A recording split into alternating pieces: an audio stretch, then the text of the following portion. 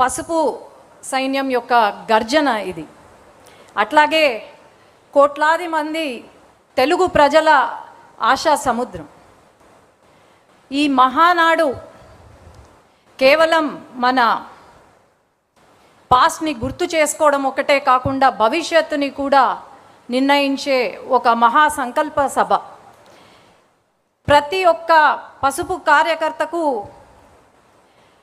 ఈరోజు ఒక కనుల పండుగ మాదిరి.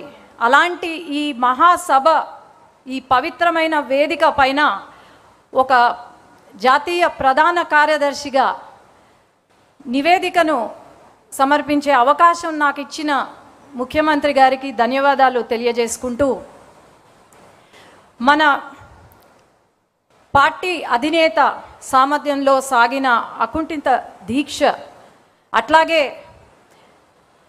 బీజేపీ జనసేనతో మనము ఏర్పరచుకున్న పొత్తు, కూటమి ప్రభుత్వం, ప్రజాస్వామ్యంని మనం పరిపాలనగా చూపిస్తున్నాం. అట్లాగే ఏదైతే ప్రతి వర్గంలో, మన రాష్ట్రంలో ఉన్న ప్రతి వర్గానికి సంక్షేమం అందిస్తూ సువర్ణ పాలనను అందిస్తున్నాం. 5 సంవత్సరాలు గొడ్డలి పరిపాలన ఎలా ఉందో మనం అందరం చూసాం. అభివృద్ధి, సంక్షేమం మన నినాదం అయితే వారి నినాదం హత్యలు, అవినీతి, దోపిడీలు. అట్లాగే మన రాష్ట్రంలో ఉన్న ప్రతి వర్గంలో ఉన్న ప్రజలు బాధపడ్డారు. అట్లాగే ప్రతి ప్రాంతంలో ఉన్న ప్రజలు నిర్లక్ష్యం చేశారు. ఈరోజు మనం అభివృద్ధి, సంక్షేమం వైపు పరుగులు తీస్తున్నాం. ఆనాడు వారి పరిపాలనను మనము ప్రశ్నిస్తే కార్యకర్త నుండి మన నాయకుడు వరకు, మన అధినేత వరకు తప్పుడు కేసులు పెట్టి మన పైన హింసించి, మన పైన తప్పుడు కేసులు, అట్రాసిటీ కేసులు పెట్టారు. మన కార్యాలయ పైన దాడి చేశారు. అట్లాగే మహిళలు అని కూడా చూడకుండా మన పైన దాడి చేయడం, అట్లాగే అసభ్యకరంగా మాట్లాడడం, మన వ్యక్తిత్వాన్ని కించపరచడం చేశారు. మనమే అనుకుంటే మన పిల్లల్ని కూడా ఆఖరికి హింసించారు. కానీ బహుశా ఇప్పుడు వాళ్ళకు అర్థమైనట్టుంది, ప్రతి ఇంట్లో పిల్లలు పుడతారేమో కానీ మన తెలుగుదేశం పార్టీ కార్యకర్త ఇంట్లో యోధులు పుడతారని బహుశా అర్థమైనట్టుంది వాళ్ళకు. అట్లాగే ఆనాడు ఎంత కష్టం వచ్చినా సరే ఒక్క అడుగు వెనకడుగు వేయకుండా మన అధినేత కార్యకర్తలకు అండగా ఉంటూ నేనున్నాను అనే ధైర్యాన్ని ఇస్తూ మన పార్టీని ముందుకు తీసుకెళ్లారు. ఈరోజు మనము ఒకటే మన మనసులో ఉండాలి, మనం పని చేసేది మన పార్టీ కోసం, మన అధినేత కోసం, అట్లాగే మన పార్టీ యొక్క నినాదం కోసం తప్ప వ్యక్తిగతంగా కాదు అని నేను తెలియజేసుకుంటున్నాను. మనం ఎప్పుడూ కూడా మనం పడిన కష్టాన్ని మర్చిపోకూడదు. అట్లాగే మన అధినేత పడిన అవమానం మనం మర్చిపోకూడదు. ఎప్పుడూ కూడా ప్రతి ఒక్కరం కాలరెత్తి గర్వంగా చెప్పుకునే ఒక రోజు వస్తే, మన ప్రాణం ఉన్నంత వరకు మనం తెలుగుదేశం పార్టీ కార్యకర్త అని ధైర్యంగా చెప్పుకోవాలి. ఈరోజు మరి కొంతమంది మనల్ని బెదిరిస్తున్నారు. ఆ బెదిరింపులకు బెదిరేది తెలుగుదేశం పార్టీ కార్యకర్త కాదు.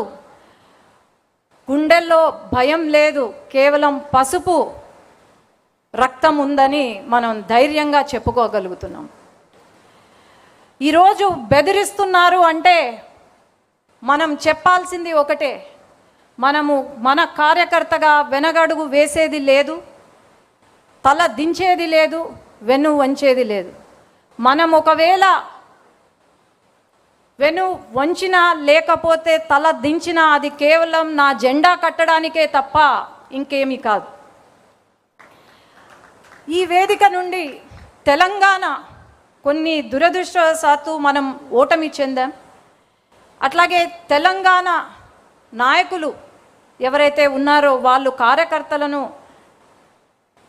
కలిసిమెలిసి ప్రయాణం చేస్తూ అక్కడ అట్లాగే ప్రతి క్షణం మన సమస్యల పైన, తెలంగాణ రాష్ట్రంలో ఉన్న సమస్యల పైన పోరాడుతూ ఉన్న మన నాయకులను ఈ సభ ద్వారా అభినందన చేస్తున్నాం.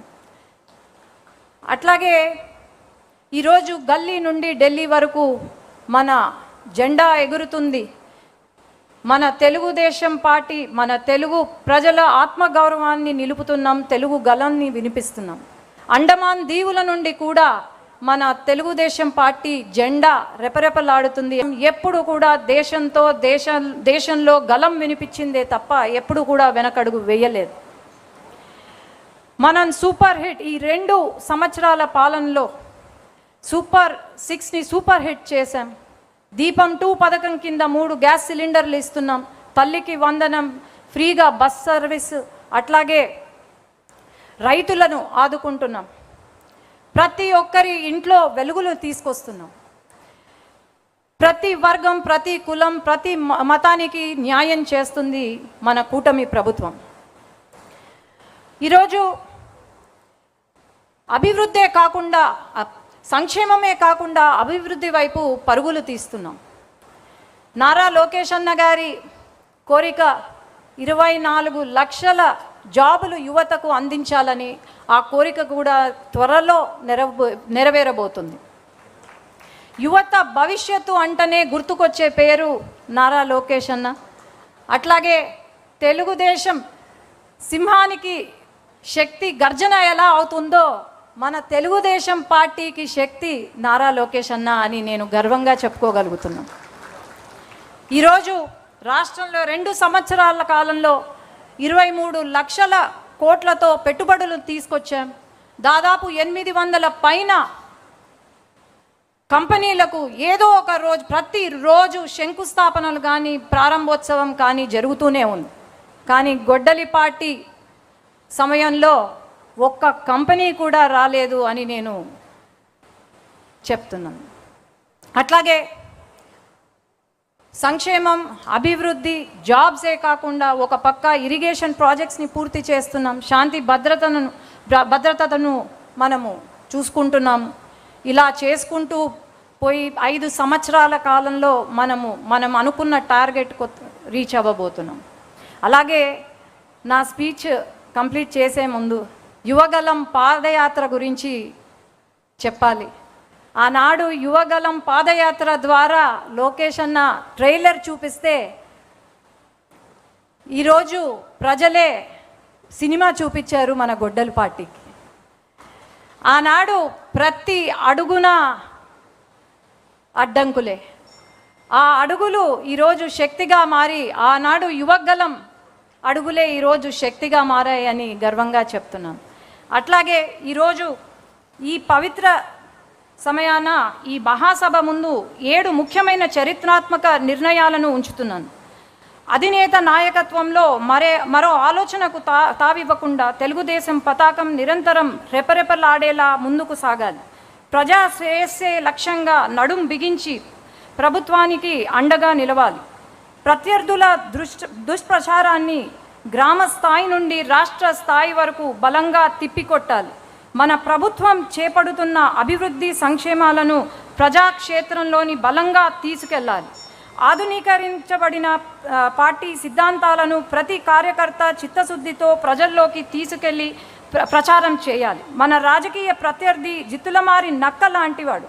అతని అవినీతి అక్రమాలపై ప్రతి కార్యకర్త డేగ కన్నులతో నిఘా వేస్తూ ప్రజలకు నిత్యం వివరిస్తూనే ఉండాలి. కుల, మత, ప్రాంతీయ విద్వేషాలు రెచ్చగొట్టే అసాంఘిక శక్తులు కదలికపై నిరంతరం అప్రమత్తంగా ఉండాలి. తెలుగు జాతి గౌరవం కోసం, తెలుగుదేశం పార్టీ కోసం జోహార్ ఎన్టీఆర్, జై తెలుగుదేశం, జై నారా చంద్రబాబు నాయుడు గారు, జై లోకేష్ అన్న, జై హింద్. థ్యాంక్ యూ శబరి గారు.